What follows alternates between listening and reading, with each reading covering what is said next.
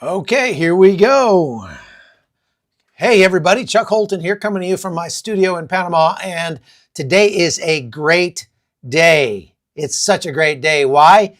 Because it quit raining here in Panama for like 15 minutes. It's amazing. This is rainy season, and it just rains and rains and rains all the time. No, I'm kidding. Uh, we're not happy so much about the sunny day here in Panama as we are about, it looks like, a change of direction in the United States. And so, folks, I'm going to spend the next hour or so talking about the fact that Donald Trump won the election last night and won it by a sizable margin. I don't know if we'd call it a landslide, but these days, with the country being so divided right down the middle, that especially something where he won not only the electoral vote, but the popular vote, it's the first time in a long time that's happened. Well, I think that's something that is a clear demarcation. It's a clear command from the American voter that we want something different. I want to talk a little bit about that for just a minute. I know a lot of people who feel like I do that, Donald Trump is a severely imperfect person, as are we all. And I wouldn't stack myself up against Donald Trump in terms of business acumen or in terms of his courage under fire. But obviously, I've met the guy, and he's even more bombastic and arrogant in person than he is on television. And so this is not to bash Trump at all. It's just to say that he is who he is. And he is I believe that the reason he got elected the second time is very much like the reason he got elected the first time. And that is, he got elected as a giant throbbing middle finger to the establishment. And so what I'm saying is, I believe that in some sense, he was elected not just for his own merits, but specifically because people were voting against not just Kamala Harris, but against the entire establishment, the Peter Strzok, the Christopher Wray, the Alejandro Mayorkases of the Biden administration. Those kinds of people were the kind of people that the Americans wanted to throw out, even if they could have stomached a Kamala Harris as a president. They couldn't stomach a Mark Milley and those kind of people that were just absolutely terrible, like the worst possible people at their jobs. I mean, when you look at that Muppet Karine Jean-Pierre, she was without a doubt the worst press secretary on planet Earth in history. I mean, it's just obviously a diversity hire, hired because she was a gay black woman. And she was absolutely terrible at her job and didn't actually get much better at it as time went on. I mean, you can give people a little grace if they're just getting started at the job and they're bad, but if they stay bad or keep getting worse as they go along, that's really something. I mean, that takes some effort. So I think that for many people, myself included, I mean, I've always said, in a country of 350 million people, can we not find somebody who's smart and is committed to Christ and is, humble and is the kind of person that is well-spoken? And I mean, there are lots of people like that out there. I know many of them. But I think because politics is such a blood sport, thank you, MM, it's such a blood sport that the brightest and the best among us are not willing to jump into that ring. They're doing too well in whatever else they're after, whatever else they're doing with their lives, and they're not going to throw their hat in that ring. It takes a special kind of masochist to put yourself into the political realm these days and get your life torn apart. And if you don't respect Donald Trump for anything else, you have to respect Donald Trump for being willing to leave his billions behind and lose money. He's probably the only politician in American history who ended up poorer at the end of his tenure than he was at the beginning. And he willingly put himself into that position, and is the one thing he's done very well at in his first tenure, and let's hope that he does in his second, is to surround himself with people who are better than he is, and people who are smarter than he is, who can do, who understand their role in the government and will do what's best for America. And I think that that's going to be Donald Trump's legacy. And so I want to talk about what significant shifts could be wrought on the world stage because of a second Trump presidency. How will Donald Trump becoming president again in the United States affect the war in Ukraine? How will it affect the war in Israel? How will it affect the immigration crisis and more? How will it affect our relationship with China? So we're going to talk about all of that. We got a lot to get into. So you guys are going to want to stick around because we're really going to get into that deeply here. Let's do a deep dive into that. First of all, I want to answer Peter's question that's pinned up here on the chat. How will Trump's second presidency affect the U.S. Supreme Court? Well, Connie and I were talking about that this morning, Peter. And I was wondering, man, can you imagine if Trump got to choose two more Supreme Court justices and replace two more of the liberal justices with conservative justices? Unfortunately, that's not likely to happen because the two oldest Supreme Court justices are Clarence Thomas, who's 76 years old, and Samuel Alito, who is 74 years old, I think, or maybe 72. And they're both conservative justices. And so if they were, they may take the opportunity of Donald Trump being president to retire, knowing that he will replace them with a younger version of themselves, so that it won't tip the balance of the Supreme Court from a political standpoint. So he may get to do that in his second term, but it's not going to affect the makeup of the Supreme Court at all. The next oldest is Sotomayor, and she is definitely a flaming liberal, but she's only 70, and she could easily serve for another 10 or 15 years on the court. So that's all I have to say about that. Edward Sisson says, can the current administration refuse to hand over power while instituting martial law? Not really. I mean, they could try. They could, try to make some case under like the 25th Amendment or something that Donald Trump is not fit to take office. But that would really go back to the Congress and the Senate, and those are not going to go along with that at all. That's not up to the Biden administration to do that. It'd be more up to the Congress and the Senate, and they're not gonna do that. A question, Evie says, does this mean free speech on YouTube now? If yes, how long before we see that change? No, it does not mean free speech on YouTube. It could even get worse because YouTube is a private company. It's a private organization, and they can make the rules they want. So you don't have free speech when you're in somebody's living room. Americans have the right to free speech in America, but if you come in my house, you don't get to sit on my couch and spout off whatever you want. Okay, you don't have free speech in my house. If it's my house, then my rules are in effect, and I can kick you out of my house if I don't like what you're saying. And that's exactly what YouTube is. It's YouTube's house. We're in their living room, so we have to play by their rules. Now, here's the line that they have to tread, though.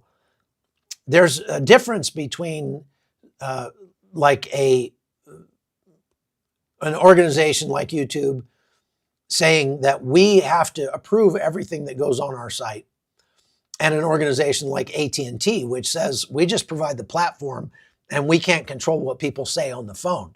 Like if somebody calls me and threatens me on the phone or says something mean to me, I can't go sue AT&T because of that, because they're just a platform. They're not a publisher. YouTube could say that they're just a platform and not a publisher. That's what Rumble does, and that's what Twitter does. They're saying, look, we're the platform. We're not going to control what, within reason, what people are going to put on the site. But if they call themselves a publisher, then a publisher can actually, make those claims. But when they call themselves a publisher, then they make themselves liable for whatever is said on their platform.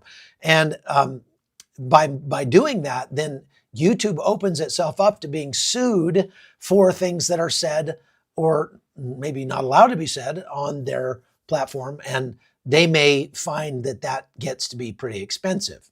But that's a different topic. So Hannah Cook says, where is Kamala and Joe? They both just disappeared. They did. How unbelievable that Kamala Harris did not even come out. She's not given us a speech yet to capitulate. She has not even spoken to her own people. She just left them hanging out there at the university where they were gathered last night. That is the most classless thing that a political candidate could do. She hasn't called Donald Trump to congratulate him on his win, as far as I could see so far. So classless, just unbelievable. It's not unbelievable. It's totally believable from the left. It's a very classless thing to do. Do you think they're quiet because they're up to something? Well, let's talk about that. That was my first point in my live today, and that is that whatever good things that you are hoping that Donald Trump will do once he takes office, you have to keep in mind that it is still a couple of months before he is able to take office. And in these next couple of months, the left is going to do everything they can to thwart his ability to do what he wants to do, to blunt his ability to make any changes, and to damage the United States in a way that will make it look like it's his fault when things all fall apart. So we are already seeing riots. There were riots last night in New York and in Portland, to name two places. There may have been more. We are going to see more of that. We're going to see lots of protests. The New York Times is already telling people, they wrote a very dark, like Americans made a terrible choice. This is the New York Times editorial board that wrote this. And Americans, they made a terrible choice. And it's only because the uneducated Americans vote in too large of numbers when they get stirred up and their passions are inflamed by the lies and misinformation that is floating around out there from Donald Trump and Russia. And if only the educated people voted, then we would have the democracy that we really need and things like that. But it went even further than that to say Americans cannot forget that they have a First Amendment right to protest, and there's going to be nothing more important than exercising all of your rights under the Constitution, including the First and Second Amendments, and like really hinting at violent upheaval, and not hinting that it might happen, hinting that it should happen. This is the New York Times reporting this morning. Okay, you can go read that opinion piece. I was sitting there with my mouth open reading it, like I can't believe this coming out of the New York Times.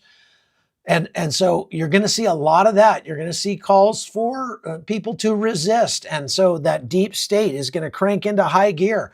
They're going to throw sand into the gears of the government at a furious pace. And that is going to severely hamper Donald Trump's ability to do all the things that we would like him to do in his upcoming term in office. Not only will we have to worry about the deep state, but we'll have to worry about the state itself, because even though the United States Senate just went for the Republicans, and it looks like the Republicans may actually hold the House as well, you have to remember that just because there's an R next to their name does not mean that they are a conservative by any measure, in any way, shape, or form. There are a tremendous number of people who say they are Republicans, who vote, who have an R next to their name in the House and the Senate, who vote like a Democrat. They're Republicans in name only. And there are so many of those that they themselves could probably join with the remaining Democrats in the Senate and the House to essentially stop Donald Trump from doing the best things that he possibly could do, things like abolishing the IRS, things like getting rid of the National Education Administration and the EPA and stuff like that, right? The ATF. There are tons of jobs in government that we have over 18 million people employed in the federal government. That the federal government is so bloated that we could literally cut it by 90% and the government would actually run better without the 90%.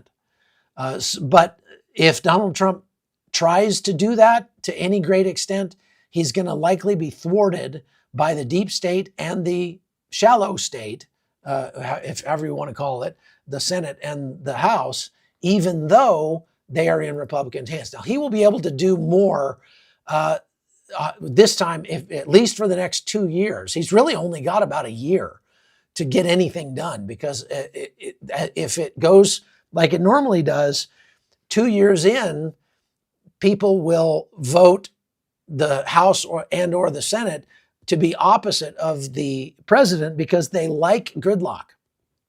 American voters like gridlock. And so he's really only got a little over a year to get anything done that he really wants to do as far as major policy proposals, while he's got at least on paper, majority in the Senate and the House. Hannah Cook asks, do you think they will try to kill him and or Vance before they get into office? Absolutely. They have been trying and they will keep trying. As a matter of fact, I have something to show you here.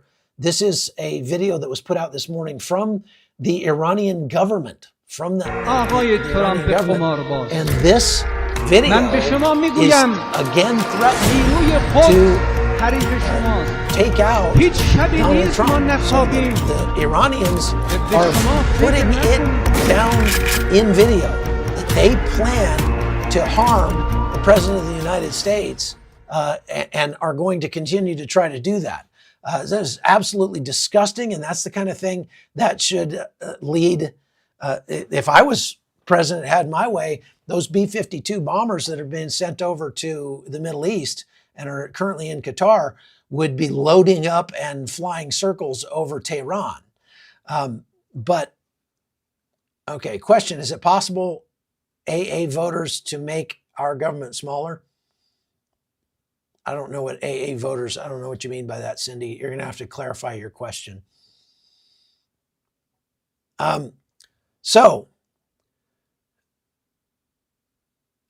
Mama Rissa says she could use prayers. The job market in her area is at an all-time low, especially this time of year. Well, Lord, oh, please, that's Ben Todd. Lord, please give Ben a job and provide for him and his family. In Jesus' name, amen. Okay, so yeah, it would be amazing. Do you understand how much it would supercharge our economy if they got rid of the IRS? The amount of time that people spend every year, just this, forget about the actual taxes they pay, the amount of time that they spend and money that they spend trying to correctly do their taxes when we have 75,000 pages of tax code, just getting rid of that and going to a flat tax or a fair tax or whatever you want, anything that would be better than that, even just a national sales tax.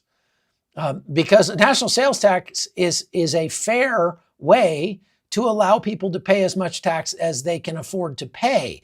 If you put a national sales tax on things, then you get taxed on things you buy, and that's all. And of course, the things you buy become slightly more expensive than they are now, but you don't pay federal income tax. And that way, if you don't have a lot of money, you don't buy a lot of things, you don't pay a lot of tax. If you do have a lot of money, you buy more things, you pay more tax. And that's a fair way to have a progressive tax system that is sort of voluntary, right? Right now, here's the crazy thing. The way it's set up now, people are paying the federal tax, the state tax, the local tax, the sales tax, the property tax, and people are paying voluntary taxes. And the people who pay the most voluntary taxes are the poor people. Okay, what I mean by that is things like the lottery. The lottery is a form of tax. It's a tax on people who are bad at math.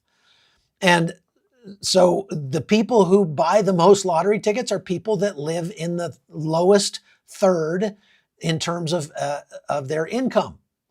And so they're voluntarily paying that tax, and they shouldn't be, but they're just not very good at math.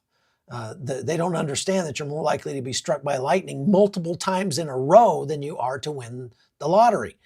And so playing the lottery is just an absolute voluntary tax. So is cigarette tax, for example. Nobody needs a cigarette. You don't have to have a cigarette. You could very easily go without a cigarette and you'd be better off for it. But if you buy cigarettes, that is your choice, and you are voluntarily paying the high taxes that they put on cigarettes. So a national sales tax would be much better. As it is right now, we have a state sales tax in most places. We have federal tax. We have all the other taxes. We tax everything. They even tax in some places the rain that falls on your house.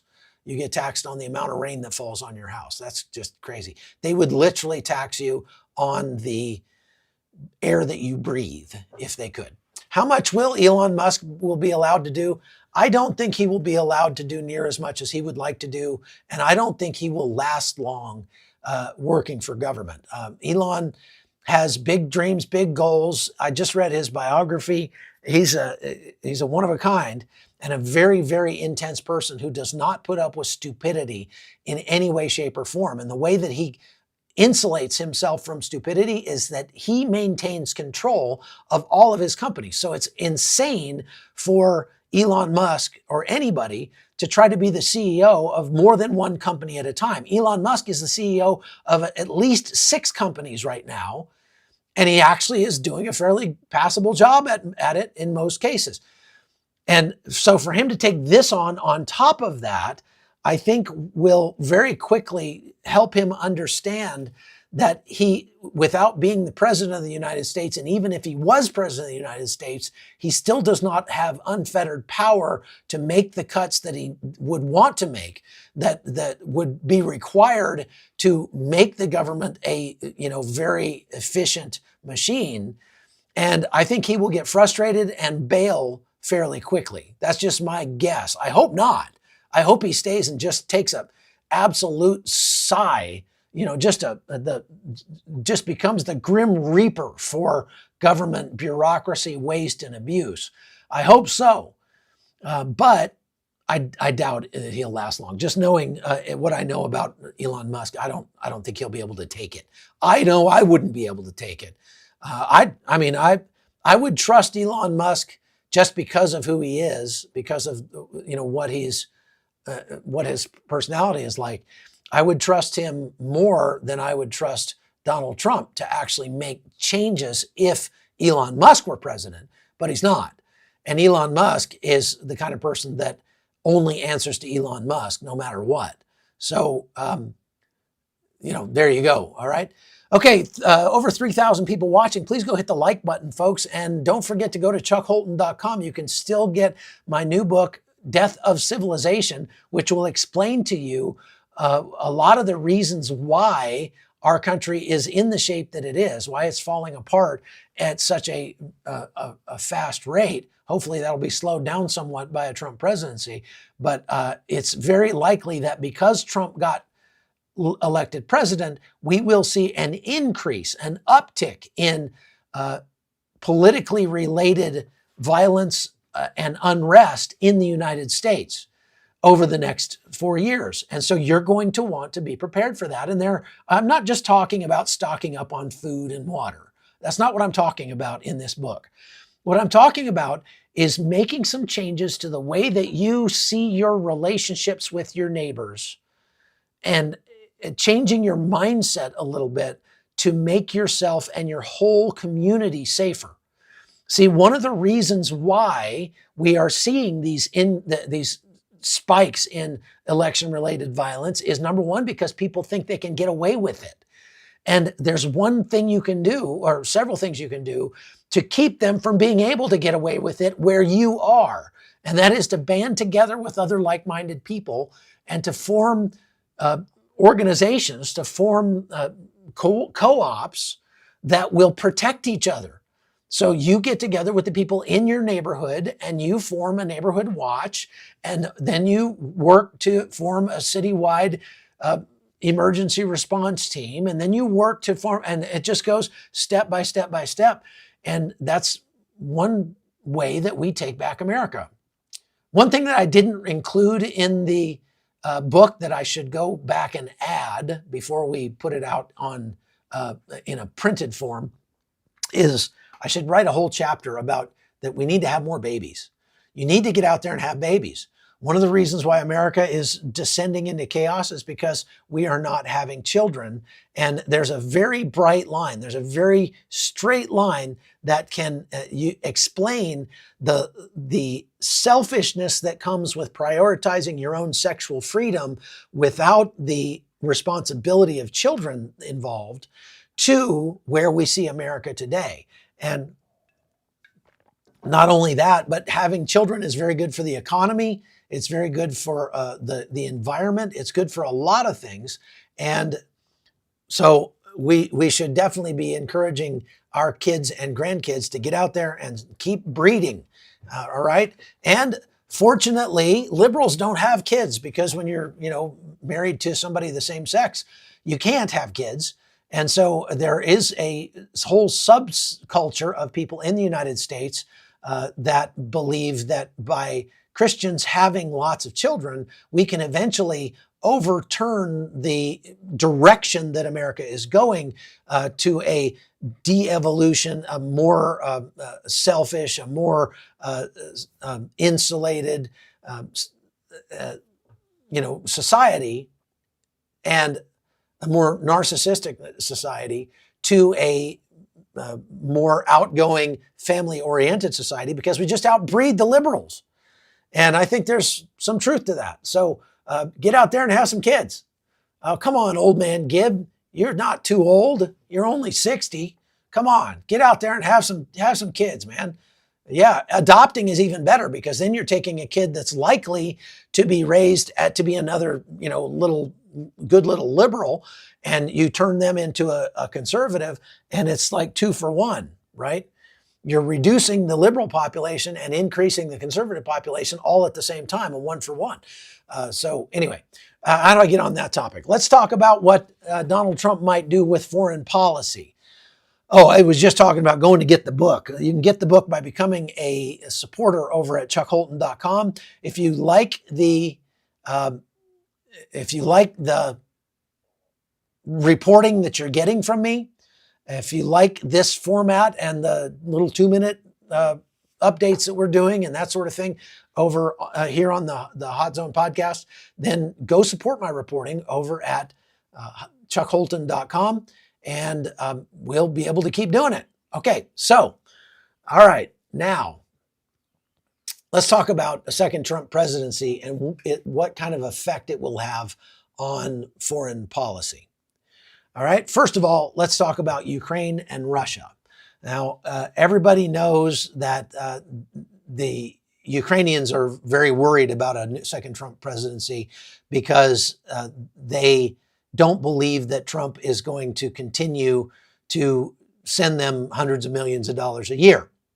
And they may be right about that. But I think that they have less to worry about than they think. Okay? And I'm going to tell you why. Before I get to that, first of all, they are right. Trump will likely pressure Ukraine and Russia to come to some sort of a ceasefire agreement that will not make either of them happy, but which will make Ukraine less happy than Russia. Russia has been severely degraded. And I mean, look, I've had people try to argue with me on that point. They say, no, Russia's strong. They're going to, yeah, wait a minute. If Russia was not severely degraded, they would not be bringing in North Korean troops to do their fighting for them. They would not be importing missiles and drones from Iran to fire at Ukraine. Okay?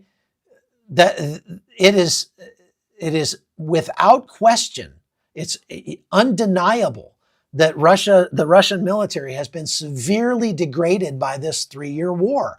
And there is a lot of open source intelligence out there that shows that Russia is hurting badly in their military, if not in their economy, although their economy has also been severely affected.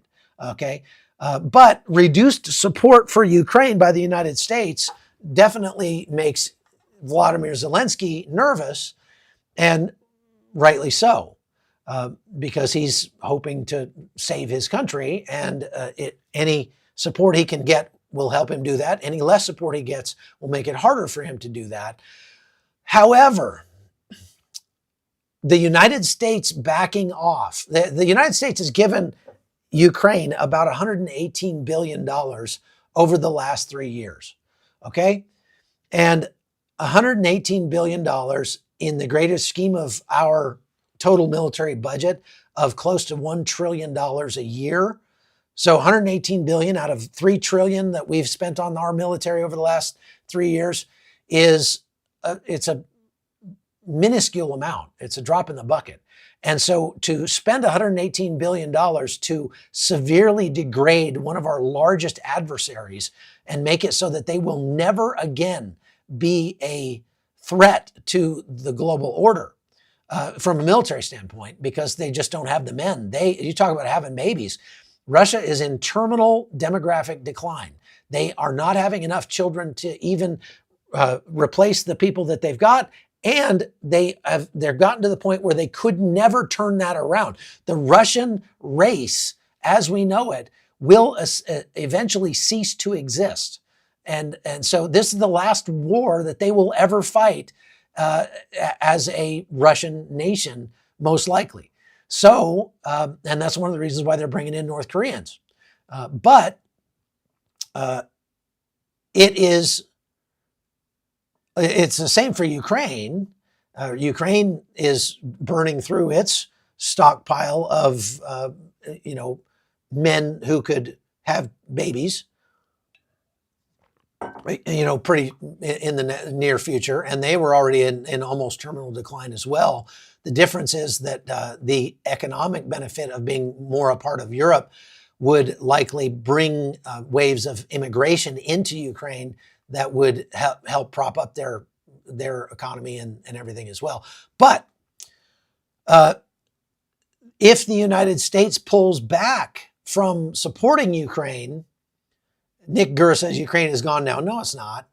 Have you been there, Nick? I've been there. I haven't been there this year, but I've been there quite a bit during this war. They're not gone. They're still around. But if the United States pulls back from their support, maybe doesn't support them as much, you realize Donald Trump actually supported Ukraine before the war started, right? Donald Trump gave Ukraine lots of ammunition, lots of money, billions of dollars during his tenure as president. So he's likely not going to cut off all funding to Ukraine completely, but he'll scale it back. And what will happen to the difference? Well, it may get made up by the European Union. Now, do you understand the European Union as a whole, if you add in the UK, which is no longer technically part of the European Union, but we'll just say all of Western Europe, NATO countries, it's about the same size from an economic standpoint in terms of their GDP. It's just slightly smaller than the GDP of the United States. 26 trillion as opposed to 22 trillion or something like that, right? So, and the donations that the EU has given to Ukraine have roughly equaled what the United States has given to Ukraine. Actually, it's been slightly more, just a little bit more than what the US has given. And so the EU could easily bump up. Let's say that the United States cuts our commitment in half. The EU could bump up their commitment, and they've got room to do that in their economy. It wouldn't crush their economy to do that. And they probably would have the ability to do that. They would have the extra money because Donald Trump has become president. Let me explain how this is going to work, okay? All of this stuff is related. Donald Trump, you know, is going to turn back on American energy production. He is going to crank up fracking and the Alaskan oil pipeline and all of the other oil extraction, energy extraction in the United States. The United States is the largest energy producer on planet Earth when we're allowed to extract the energy. And the Biden administration has been clamping down, has been denying permits, delaying permits, shutting down pipelines all across the nation for the last 4 years. And that has put a real crimp in American energy production. But America was energy independent at the end of the Trump administration, the last one. And we will be so again. That will cause global energy prices to drop. You're about to be looking at sub $2 gallons of gas once again, folks. Thank you, President Trump. We're going to see gas under $2 a gallon yet again. And the greater effect that that has on the world economy is that it hurts the energy producers that, like Russia. Okay, now Russia used to sell $108 billion a year of energy, oil and natural gas, to Europe before the war. But because of the sanctions and the death of the Nord Stream pipeline and all of that, the amount, now here's what's actually surprising. What's surprising is that the European Union still is buying fuel and natural gas from Russia, even now. Okay, they're like, they've been hammering on Russia, you know, putting sanctions on Russia, doing all this stuff to Russia to try to get them to stop attacking Ukraine, but they're still buying a certain amount of energy from Russia. That is insane. But they need it because winter's coming and they've got to heat their homes. So they are still buying about 10% of what they were buying before. So about $10-11 billion a year. And that still accounts for about 6% of Russia's total GDP. Okay. So a Trump presidency, which opens up American energy production and allows America to sell our natural gas to Europe, will likely take what Europe has to buy from Russia down to zero and will cost Russia another $10 billion a year. Okay. Now, this has a double effect. It makes it harder for Russia to supply its troops, okay, to pay for the war. And it makes it easier for Europe to heat their homes cheaper, which means that Europe will have more money left over that it can then give to Ukraine if it desires. So in that way, believe it or not, Donald Trump being president could be a good thing for Ukraine, could lead to Ukraine getting perhaps more funds, or at least not losing much. And on top of that, Donald Trump is going to be less likely to constrain Ukraine from striking what it needs to strike inside Russia to finally end the war. So when Volodymyr Zelensky and Donald Trump met in September, Zelensky introduced a victory plan to Trump and said, look, here's my plan for winning this war. And I want you to understand, if you become president, I want to try to sell you on why it's important for us and to win this war and how you can help us do that. And we can, we don't have to lose this thing. First of all, they want the United States to sponsor NATO membership invitation for Ukraine. Ukraine wants to join NATO. And a lot of people say, oh, see, Russia has a right to attack them because they want to join NATO. Well, Ukraine is a sovereign country. If they want to paint their front door blue, they should be able to paint their front door blue. Eastern Europe is not an HOA run by a bunch of Karens, okay? If a sovereign country like Ukraine wants to do something like join NATO, they should have the right to do so if they can meet the requirements. If Russia feels threatened by that, well, too bad. Too bad. Look, NATO is not a threat to Russia. NATO has never, ever been a threat to Russia. NATO does not and has never go around saying, yeah, we need to take over Russia. We need to destroy Russia. No. They are there as a purely defensive mechanism against an expansionist Russia who wants to create the Soviet reunion. Okay? And so what Vladimir Zelensky wants to do, if he wants to join NATO, then his country should be able to do that despite what Russia wants. Russia shouldn't get a say in that matter. And if Russia wants to really affect that, what they ought to do is loosen up the constraints, be a less authoritarian, less, socialist country, less threatening country, and maybe Ukraine wouldn't feel the need to join NATO. But Russia has created a self-fulfilling prophecy by saying, we have to stop Ukraine from joining NATO, therefore we're going to invade Ukraine.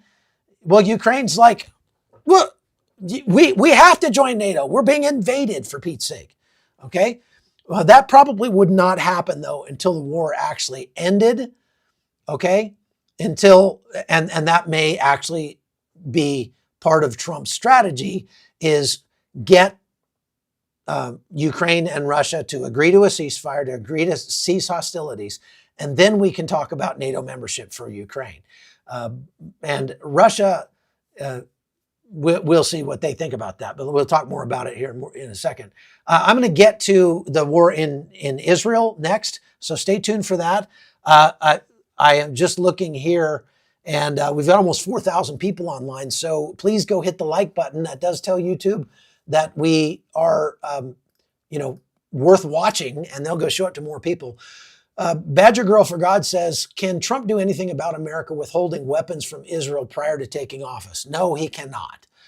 That's an easy one to answer. Trump can't do anything. He has no authority until he takes office. Okay?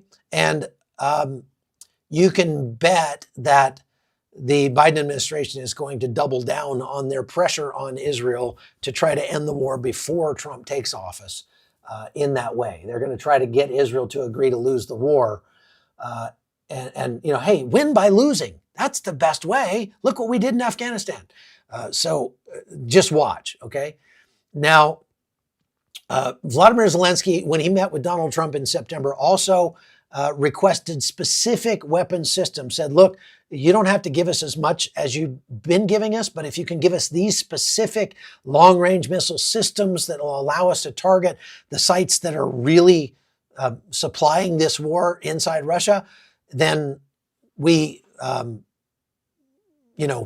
then we'd be better off and it would cost you less.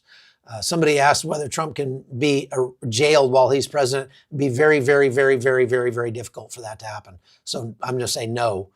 There's very, very small chance that could happen. He's also appealing to Trump's business acumen or business sense. In September, when he met with him, he talked about economic and strategic investments in Ukraine, and how Ukraine has some critical natural resources like uranium, titanium, lithium, graphite, etc., which would, and he's promising the United States some sweetheart investment deals that would be very good for the U.S. economy if they continue to get assistance from the United States, if they don't cut them off completely. And lastly, he asked that the United States assist Ukraine in improving their defense capabilities, which including giving them real-time access to U.S. satellite intelligence and joint defense operations with neighboring NATO countries. Those are things that could happen without Donald Trump's approval to some extent. At least the joint defense operations part could. But it would certainly help if Trump threw his weight behind those things. So they did have that talk. Trump is, because he's a kind of a loose cannon, he's not predictable in what he will do. That functions as a bad thing for our allies and a good thing for our enemies. I'm sorry, a bad thing. Let's see. What I mean is it throws our enemies off because they don't know, how far can I go? Because Trump might just fly off and nuke us. Who knows? But on the side of our friends as well, our friends have no idea what they can count on from Donald Trump either. And but in my experience traveling around the world when Trump was president, even in places where the country itself, the government of the country was against Donald Trump, the people of the country loved Donald Trump. In Armenia, there's a Trump cafe. In Israel, there's a Trump housing development. You see Trump taxi cabs. You see Trump, all kinds of stuff, because Trump represents strength. And so if you go to places like Africa, even if they don't have any understanding of what Trump stands for or anything like that, they know he's a strong figure. And so the people, at least, like Donald Trump, okay? Now, let's see here. Okay, back to Ukraine and Russia. So just to recap, I believe that even though Donald Trump will likely reduce or eliminate the amount of money that the United States tax dollars is sending to Ukraine, I think that overall that may not hurt Ukraine that much because of the energy piece. Trump will turn on the spigots of American energy, and that will drive down the prices of energy, which makes people more profitable, which will hurt Russia tremendously. And now I want to just, as an aside, speak for a minute about Russia's financial state, okay?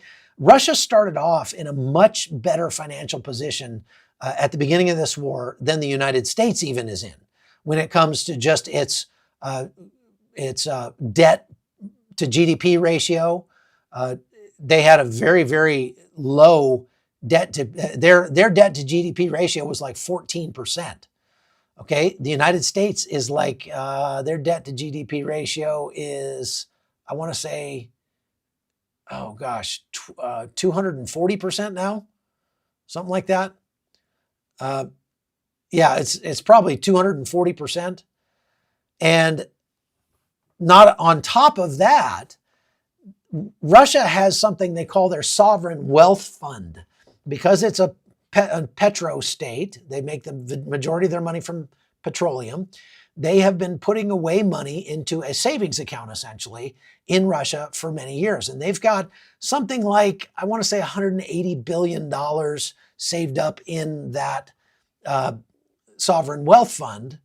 And they have had to start drawing on that to continue to fund the war, but their debt is very low, so they could always take on more debt. So far, what they have chosen to do instead is to inflate their currency, which makes it easier for Russia to pay its bills because it's just printing the money to do so, but it makes it harder on the Russian people. So it's like a hidden tax on the Russian people. And it's drawn on its sovereign wealth fund a little bit to pay for things. But overall, Russia was in a much better financial position than the United States was at the beginning of this war. Now, that has somewhat changed. Russia is still in a better financial position in real numbers, even though their economy is much smaller than ours. It is like a $2 trillion economy as opposed to a $26 trillion economy. So they've got an economy about the size of Texas. It's even smaller than that now. But when it comes to their military, they are running out of supplies. They're running out of tanks. They're running out of trucks. They're running out of artillery shells, and they're having to buy those now from other countries. And so the United States, under Donald Trump, if he wanted to ensure that Russia did not, in fact, win this war in Ukraine and take over Ukraine, Daniel Johansson is asking, do you think Donald Trump will actually help Ukraine? What I'm saying is, yes, he could, and he could do it without giving them so much money. And that's what I'm saying. One of the ways he could do that would be to increase its leverage against Russia and North Korea and Iran by increasing the sanctions, making the sanctions actually hurt. Because what they've done so far is it's been very easy to go around the sanctions. So I'll give you one very simple example of how Russia gets around the sanctions. We won't sell apples from Washington State to Russia anymore. We won't allow apples to be exported to Russia. And so, but we do allow them to be exported to Armenia. So we export apples to Armenia, and then whole companies have sprung up that are importing stuff into Armenia that then gets exported from Armenia to Russia. And it increases the cost of things a little bit, but not that much. And apples are not that big a deal, but what is a big deal are high-tech computer chips. So we're saying you cannot, nobody, Intel, AMD, none of our chip makers can sell chips to Russia. And Russia goes, fine. And so the amount of computer chips that have been purchased by Armenia during the war has gone up more than 400%. That's because all those chips are just being turned around and sent right to Russia, because Armenia is not under sanction, but Russia is. So what they have to do is implement something called knock-on sanctions. If we find out that Armenia is buying extra chips in order to sell them to Russia, then we put sanctions on Armenia as well, and anybody else who tries to do that. And Donald Trump could easily get those sanctions passed, and that could make a huge difference in the war in Ukraine. And it could actually put the screws to Russia in the point. From an oil standpoint, lowering the price of oil is going to impact, right now, India and China have been buying Russia's oil because they can't sell it to Western Europe, but India and China drive a harder bargain, and so they buy it at a discount. Well, if the price of oil goes down, that could get to the point where Russia can't afford to sell that oil to China and Iran at that same discount. Let's say they're buying 20% cheaper than the rest of the world. It could get to the point where Russia can't get it out of the ground for the price that they're selling it to China and Iran. And that should be the strategy that the United States employs under Donald Trump 47 to leverage the war and get Russia to lose that war. Okay. Now let's shift to the Middle East and Iran. Okay. Trump's policies have historically favored Israel. As you know, he transferred the embassy from Tel Aviv to Jerusalem, the rightful capital of the country, something that many presidents before him, including the Bushes, said that they were going to do and then never did, never had the political cojones to do it. And Trump did it. And so you can bet that there are lots of celebrations going on inside Israel today. As a matter of fact, you can see lots of videos of those celebrations. I've even put some up over at chuckholton.com that you can go take a look at. And so Trump is going to be a much better ally to Israel. He's not going to be encouraging Israel to give up in order to end the war. And I think Benjamin Netanyahu knew that. He had a good enough sense that Trump was going to win that he fired his defense minister, Yoav Gallant, yesterday before the election was called. And that was a huge move. It's something that Netanyahu has wanted to do for a long time.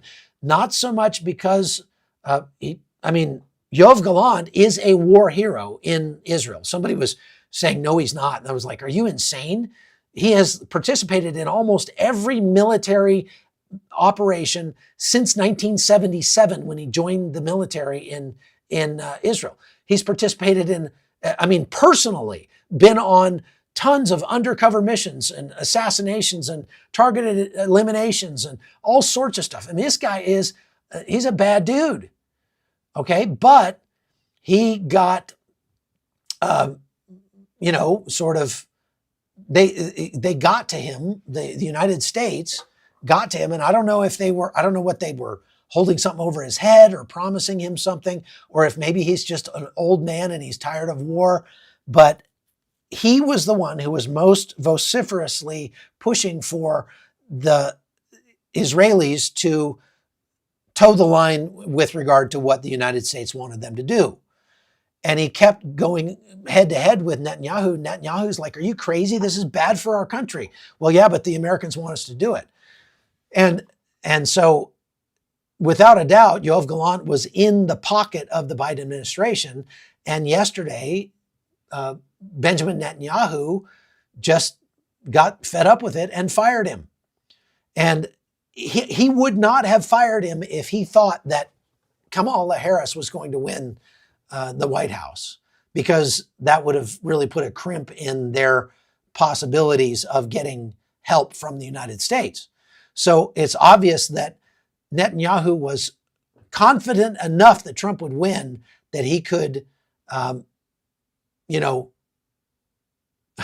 moto doggy. I knew somebody was going to do this. Your arrogant portrayal of Donald Trump is offensive. How is it arrogant for me to say that Donald Trump is arrogant?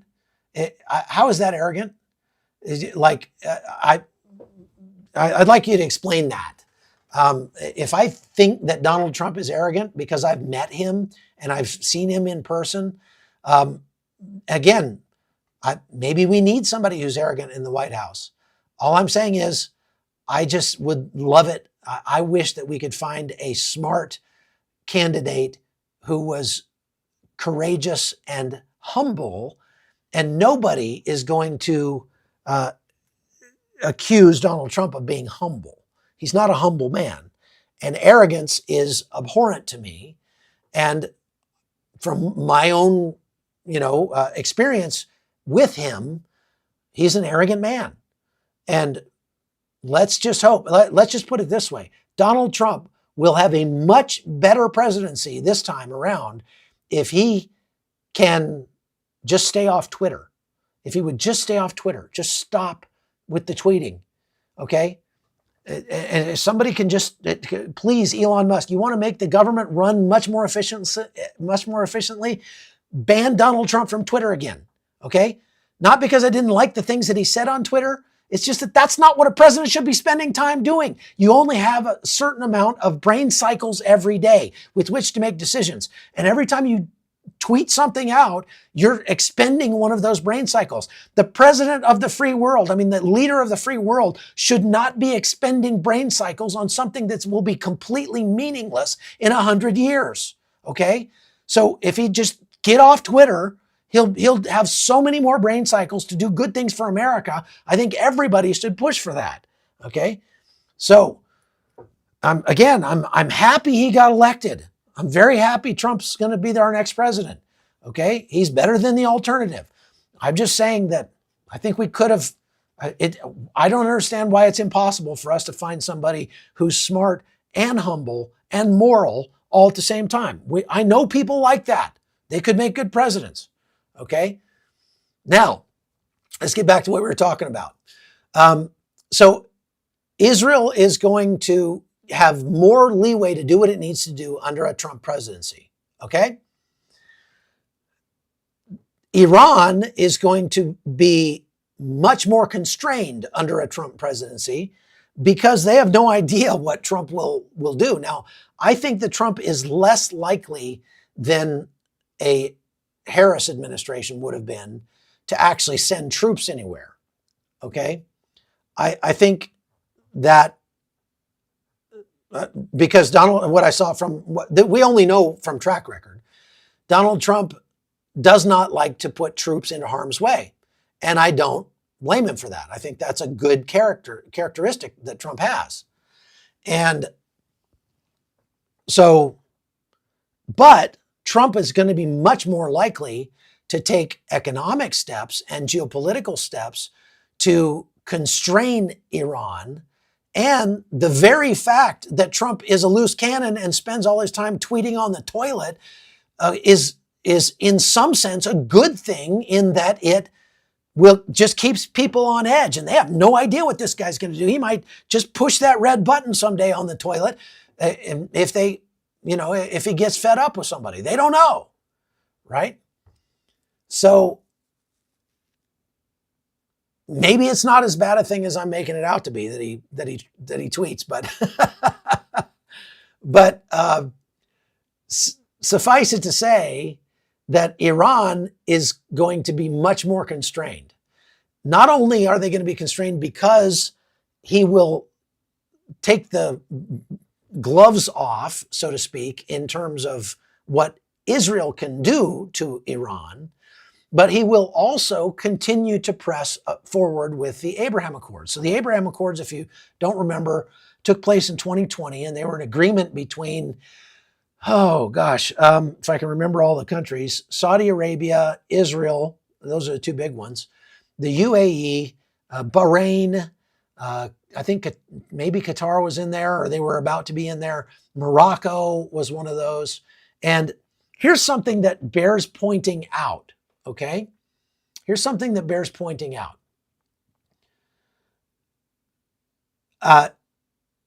Donald Trump put together the Abraham Accords in 2020. And they were a process of normalizing relations between Israel and its neighbors, who had traditionally been enemies. Saudi Arabia, Muslim country, Shiite Muslim country. I'm sorry, Sunni Muslim country. Qatar, Bahrain, UAE, Morocco, all Muslim countries. And they're normalizing relations with Israel. And without a doubt, when the war started, October 7th of last year, those relations were terribly strained, because obviously those Muslim countries feel some sort of affinity to their Muslim brothers in Gaza. And so all of them came out with statements that condemned Israel's response to October 7th. But the agreements held. None of the countries that signed the Abraham Accords in 2020 pulled out over the war with Israel. And that says something. That says something. It says that there is great hope for Israel to be able to do what it needs to do to safeguard its people, to destroy Hezbollah, to destroy Hamas, to, degrade the Houthis and Iran to the point that they're not a threat anymore, without breaking the Abraham Accords.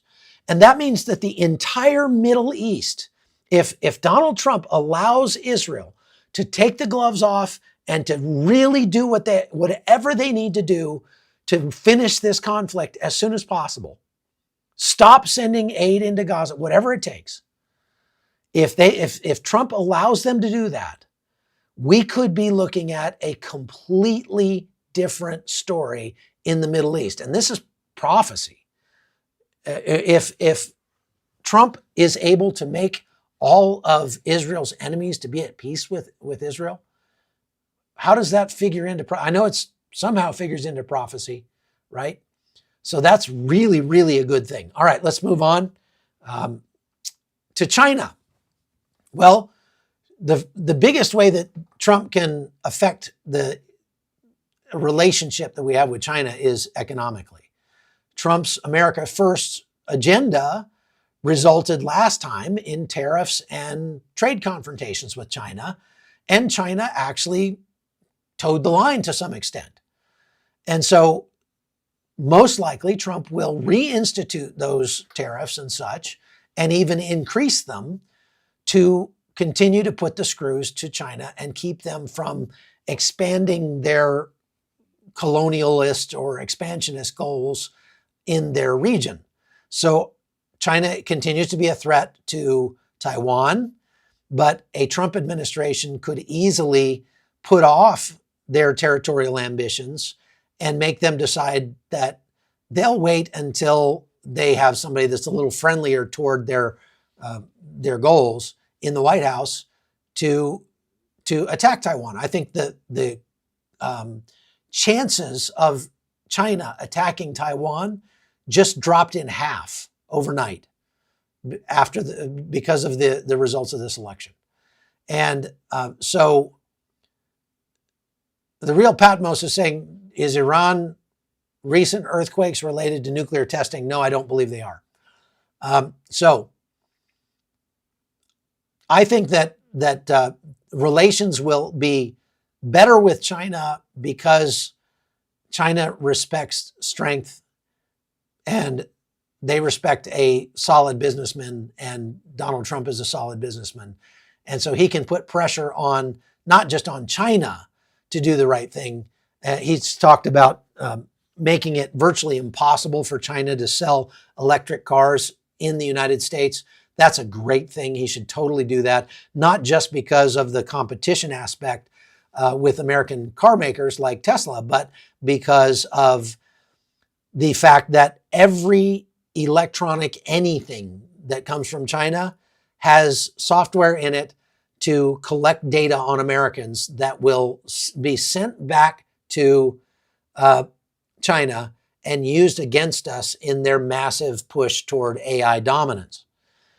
And you might think that, well, what's the big deal if I buy a teapot from China? They've actually found teapots that have computer chips in the handles of the teapots that have Wi-Fi sniffers in them.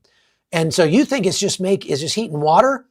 No, it's actually sniffing the Wi-Fi in your house and taking all the traffic that goes through that Wi-Fi and sending it back to China to be dumped into a giant AI. And then that AI can actually help China get an edge on American companies, or God forbid, get ahead in the military arena as well. So it's not just corporate espionage, but it's military espionage as well, and cultural espionage.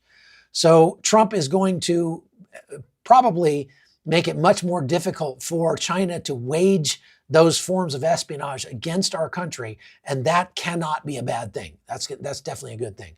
Okay, let's move on to NATO and European relations. Obviously, Trump has, during his first administration, he was pushing NATO to meet their defense spending commitments, because everybody was supposed to spend at least 2% of their GDP on NATO, or send that much money to NATO to support NATO. None of them were doing it. The United States was sending the vast majority of the money that was supporting NATO.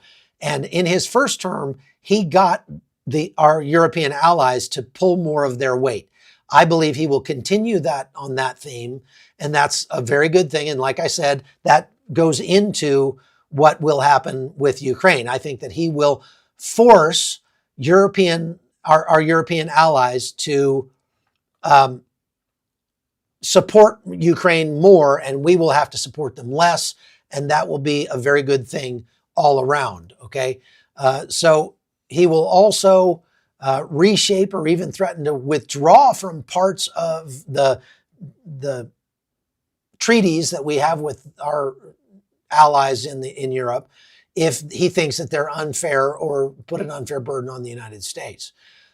Then he will also probably work more. If you look at what he did with Poland, between the U.S. military and Poland during his first administration, he created a a bunch of U.S. military bases in Poland that weren't there before. We just started doing joint training with some of those Eastern European NATO allies. And that will likely continue, and that will strengthen the defense against Russian aggression in the region. So that won't be bad for Ukraine either, most likely. How will Phoenix Therapeutic and Consulting Services asks, how will Trump negotiate with Putin regarding the Black Sea Fleet? Well, I don't, I mean, the Black Sea Fleet has essentially been negated, because what parts of the Black Sea Fleet have not been sunk? If you're talking about Putin's Black Sea Fleet, which I assume you are, the parts that have not been sunk by Ukraine already are in hiding, clear down in in Ossetia and South Ossetia and what is it, Abyssinia or Abkhazia in Georgia. They're trying to build a base down there far, far away from Ukraine to hide their ships in. And I don't think that Trump will need to negotiate specifically about the Black Sea Fleet in negotiating an end to the war. Maybe, but good question. Okay, Robert, stop funding Ukraine and start funding America. That's a very simplistic thing to say, Robert, because two things can be true at once. We can fund America and fund Ukraine.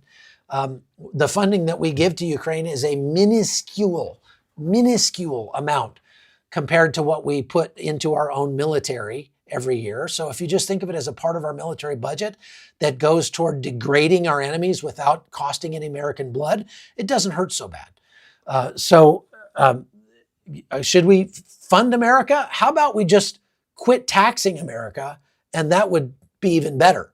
Rather than taking tax dollars from certain Americans and funding other Americans with them, how about we just stop taking the money from Americans and let them do what they want with their own money? And so there you go. Now, let's see here. The comments are blowing by. I thought I saw another question. Connie, was there a question that we could put up there? I saw a lot of questions going by. Okay, so let's talk about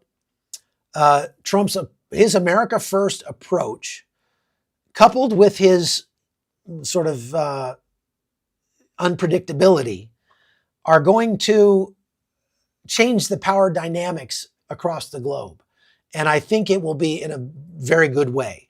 In Syria, we have seen Russia and the Syrian government under Bashar al-Assad making gains and really making their people miserable more than they have been under this last administration. And I think that things could get better in Syria, and we'll see. We'll have to see. Trump does not like having U.S. troops, deployed overseas. In some cases, it's cheaper to have U.S. troops overseas than it is to have them at home. So if they've got to be somewhere, if we've got to have these troops, it might not be bad to have them sprinkled around the globe in Kuwait and in, I don't know, Colombia and places like that, whatever. Because again, it could actually end up being cheaper that way. And it projects power. Remember, if the United States is not there, if we pull out of Ukraine, if we pull out of assisting in Israel, if we pull out of, when we pulled out of Afghanistan or Iraq, that creates a vacuum of power, and somebody will fill that vacuum.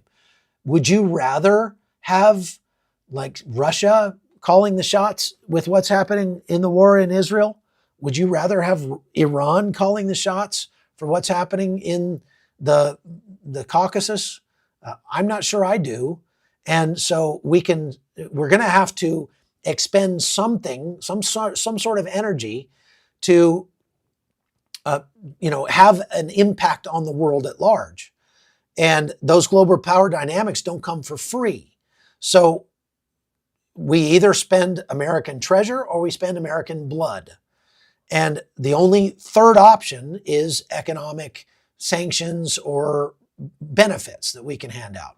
And so if you don't like us giving money to anybody, we should spend it on American homeless people. Well, giving money to homeless people is not going to stop them being homeless. First of all, just look at San Francisco. And number two, if we take all the money that we were giving to all the countries around the world and just reduced taxes by that amount, that'd be nice. I'd be happy not having to pay so much in taxes, but it would also mean that the United States would have zero influence on what's going on overseas, and the world would become a much more dangerous place. That's just all there is to that. Okay. Now, one last thing. We're going long today, but that's okay. We still got a lot of people online, so please just do me a favor and go to chuckholton.com and become a supporter over there, and you can get a lot of extra stuff. So Joe Bayers says, please talk about what to expect as far as after-election violence and risks. I will. That was coming last, and so I'm getting to that. But if you really want to know what I think about that, go get my book, Death of Civilization. It's on chuckholton.com as a free download for people who are supporters of the website there. And so you sign up as a supporter, you can download that book and my book, The Grace Project, which is about how to form a crisis preparedness team at your church. You can get those, and we have more assets like that that are going to be available to our supporters that are going to be coming out on a regular basis, at least once a month. And so you're going to want to continue supporting over there to get all those things, because we're going to be turning out documentaries and all sorts of fun stuff. So please go to chuckholton.com and get that book now. Let's talk about immigration and border policy. Obviously, Donald Trump is going to, he ran on it. He didn't run on it in a stupid way like he did the first time. The first time he ran for president, his talking points on border policy were just plain stupid. I'm going to build the wall and I'm going to make Mexico pay for it. Well, he actually could have done that by just putting tariffs on Mexico, or even better, put remittance taxes in place, so that Mexicans who are working in the United States that are sending money abroad, sending money overseas to their friends, would get taxed on that, and that money would go to fund the wall. He could have done it, but he didn't do it that way. He was just coming up with, it sounded great. We're going to make Mexico pay for the wall. Well, he didn't make Mexico pay for the wall. And finding money to pay for the wall is not the issue. It's just finding the political will to do it, not just from the president, but from the Senate and the Congress, which we might actually have this time. So we may be able to finish building the wall, and that cannot hurt in terms of immigration. He will probably also reinstitute the Remain in Mexico policy, and that Title 42 policy had a very significant impact. He also will increase tariffs on Mexico and other countries if they continue to send their people to the United States, or allow them to cross through their countries to get to the United States. And Mexico has a new president now, and she's further to the left than AMLO was, so it may be a little more testy, a little more difficult. But Trump, he's got the ability to do that. And so those immigration controls will go into place. They will reduce illegal immigration, and that will take some time to implement. The problem is, number one, he doesn't take office until January, and between now and January, the Biden administration is going to be packing as many people into the country as they possibly can. There is a massive wave of migrants that's coming to the United States right now as we speak. My friend Oscar Blue Ramirez is walking with the caravan outside of Tapachula, Mexico, and I will be doing another live tonight at 5 p.m.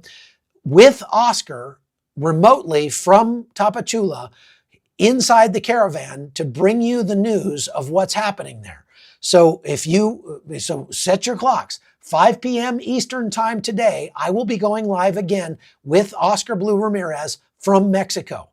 And we're going to talk about what's going to happen between now and January. The bottom line is there's going to be a massive tidal wave of people coming across the U.S. southern border, and the Biden administration has literally zero incentive to do anything about it now, and actually to facilitate it even more. So it's going to be huge. It's going to be huge. All right. And secondly, in the last 4 years, we've had more than 10 million people enter our country illegally. There are now more than, I would say, 30 million people in the United States illegally who are not U.S. citizens anyway. That's 10% of our population. There comes a tipping point where where they can actually start to really affect things against the American citizens. And that tipping point, I think, has been reached. And so to be able to walk that back is going to be probably the biggest challenge of Donald Trump's presidency. He's not going to be able to deport 30 million people or even 10 million people. It's just the numbers just don't add up. You just can't do that. The best he could do would be to try to make them want to leave of their own volition.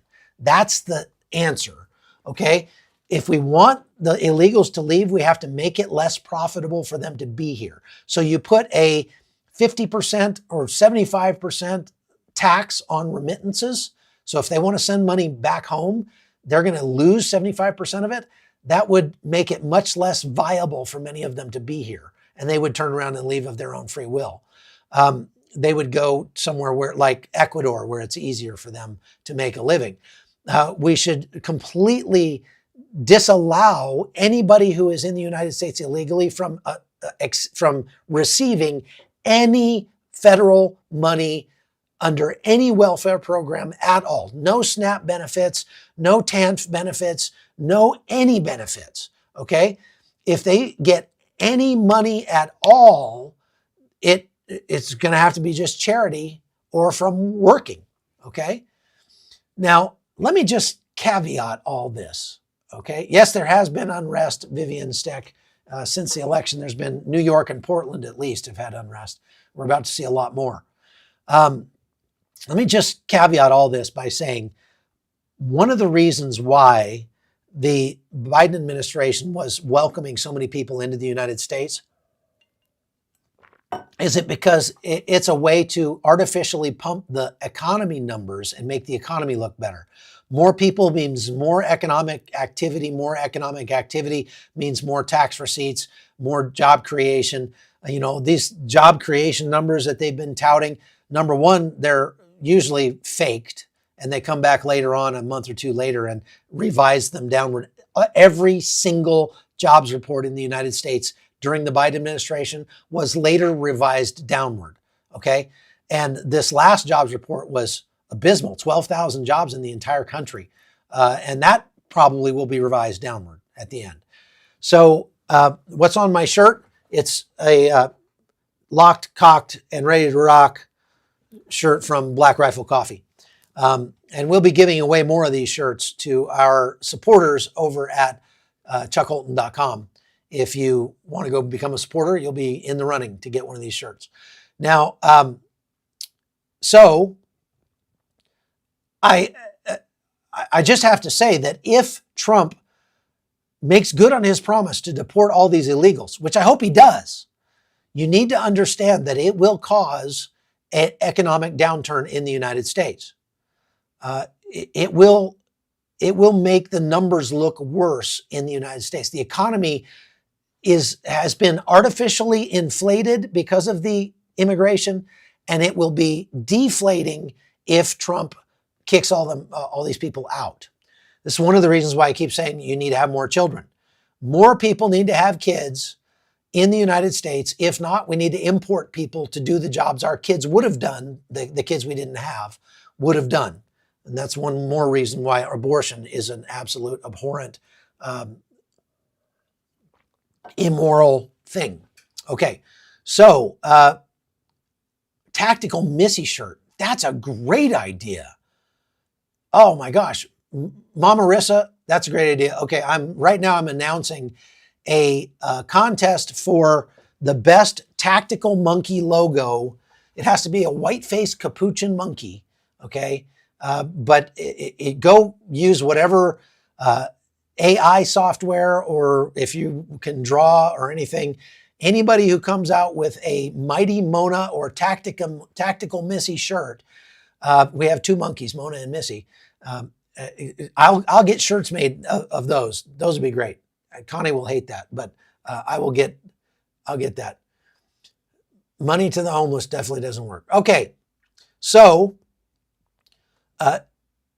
tighter immigration controls is going to benefit America in the long run, but hurt America in the short run from an economic standpoint. And you just need to be prepared for that. And I think that we should not sugarcoat that at all.